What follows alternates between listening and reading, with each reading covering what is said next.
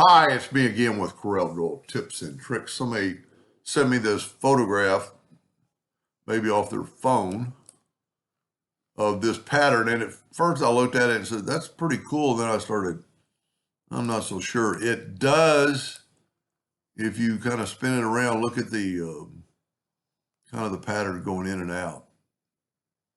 So it's an optical illusion, I guess, in a way, but anyway, regardless, I can draw it. We can draw it together. Let's move this stuff out of the way. I'm going to start with a 2-point line. I'm going to start moving and hold down the control button. I'm going to grab the distort tool and I'm going to click on zipper. And I'm going to go right here. I'm going to start adding nodes. You can have as many as you want. And then I'm going to add the altitude or whatever the increasement of it. So I almost want a kind of a perfect star, a perfect triangle in a way. We're going to call that good. I'm going to make it well, that didn't make much different. Let's make it like 6 points. Yep, make it black. Now I'm going to Control D and make it duplicate. And I'm just going to move it down to where I think it looks okay. Now I'm going to grab both these and I'm going to go to Effects and Blend, and I'm going to blend them 5 times to kind of get that shape. Now what I'm going to do is I have to select them all, go up to Object and break the blend apart, and then I'm going to grab that first one and I'm going to make a duplicate and I'm going to nudge it down and then I'm going to mirror it the other way. I just happen to pick pretty close, and I'm also drawing with rounded corners. I don't know. I was trying to help somebody earlier. I want it dead on, so I'm going to change my nudge factor to 0.001. I want that right on that intersection of that node. Rounded corners might just work in this case. Okay. So now I'm going to cut this away later. But what I'm going to do is matter of fact, I am going to group this together, Control G. And I am going to now take a line, 2-point line from like that node to that node. And then, so if you looked, I went down. Common thinking would be now to go up, but because we're going to use the blend tool, we need to go in the same direction. Now, remember I set my nudge factor low, so we'll set it on 2 inches. And I'm going to nudge this up. And you can see we got 2 lines. I'm going to blend them 5 times. But then I got to go to Object, break the blend apart. And I'm going to go and make them that 8 points. Go ahead and make them black. And I'm going to nudge it up till we have that spot. Now I'm going to nudge it back down for just a second.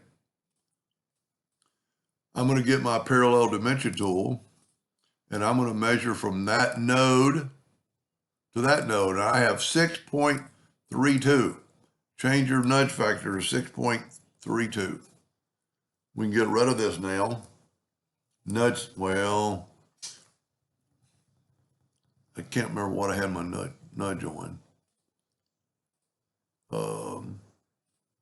2 inches. So I'm going to nudge that up back.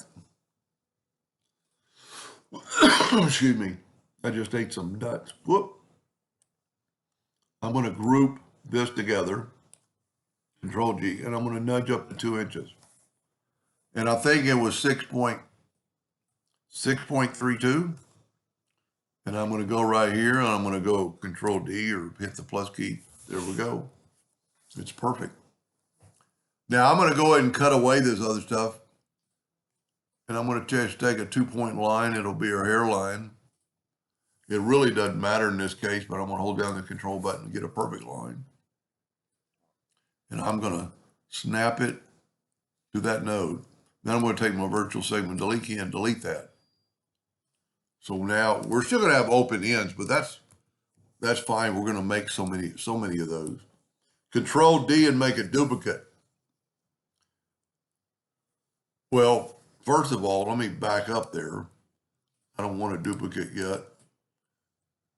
I need to group this together, Control G, then Control D and make a duplicate. And I'm going to have to go up or down and over. It'll snap to it. Now, you could Control D, but then you're going to have a shape going off to the side. Control G to group, Control D to duplicate. And I'm going to just try my nudge to get it close. We can measure it, but by the time you measure it, you already have it there. Now, if we hit it the first time, no, we didn't. We can Control D and move it down. But we didn't hit it the first time, so Control D is not going to automatically do it. And that's probably good enough. Now we can go to the other side. Now we can go long ways. Control G to group, Control D to duplicate.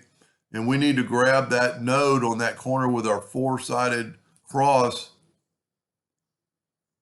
and have it snap to there. And you could keep going and make it as big as you want. Now, if we want to make it square, I want to group this together, Control G. I'm going to go ahead and hit P, put it in the center of the page. It doesn't really matter. Matter of fact, it's going to be worse because I can see the page.